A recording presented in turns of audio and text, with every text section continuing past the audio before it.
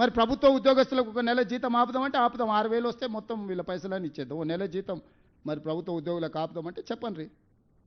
అరే అర్థం పర్థం ఉండాలి. బెదిరించడానికి, బ్లాక్మెయిల్ చేయడానికి నోరు ఉంది కదా అని ఏది పడితే అది మాట్లాడితే అధికారులను తిడితే అధికారులు ఏం చేస్తారు?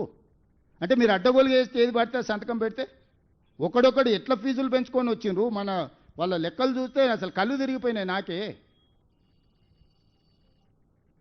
విద్య వ్యాపారం కాదు, విద్య సేవ. విద్యను వ్యాపారంగా చూసి వ్యాపారం తెలివితేటలు మెలుకోవాలని ఇంట్లో పెట్టి గెలుకుతామని అంటే అదేం కుదరదు.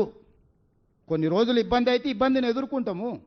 నేను కూడా ప్రజలందరికీ విజ్ఞప్తి చేస్తా, ఏం జరుగుతుందో ప్రభుత్వ ఉద్యోగులు కూడా ఆలోచన చేయండి. మీరే మీ దగ్గరనే ఉంది కదా ఫైనాన్స్, నా ఇంట్లో ఏముండదు కదా నగదు, లెక్కలన్నీ అక్కడనే ఉన్నాయి.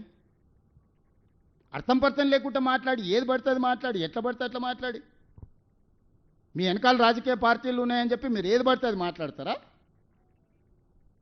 మీరు అడిగినవన్నీ అనుమతులు ఇవ్వాలనా? అరోరా రమేష్ ఎన్ని కాలేజీలకు అడిగిండు, ఎన్నిటికి అడిగిండు? అన్ని అనుమతులు ఇస్తే ఉంటుందా ప్రభుత్వము? ఆ జయప్రకాష్ ఆయన మహబూబ్నగర్ ఆయన కాలేజ్ మహబూబ్నగర్లో ఉంటా, హైదరాబాద్లో క్యాంపస్ పెట్టుకుంటాడంట, అనుమతి ఇవ్వాలంట ఆయనకు. ఇవ్వకపోతే బ్లాక్మెయిల్ చేస్తాడంట. ఇదా ఎట్టకెళ్ళి తెచ్చేయాలి నేను? నీ ఉన్న కాలేజ్ ఏడా, నువ్వు నడుపుతున్నదేడా, నీకు ఆఫ్ క్యాంపస్ ఏడు ఇవ్వాలి? ఇక దీని వెనకాల ఉన్న బీజేపీ నాయకులు ఏం అడిగిరో నాకు తెలుసు కదా, ఏమి ఆఫ్ క్యాంపస్లో అడుగుతారు, ఏం అడ్డగోలుగా చేస్తేనేమో మంచోడు.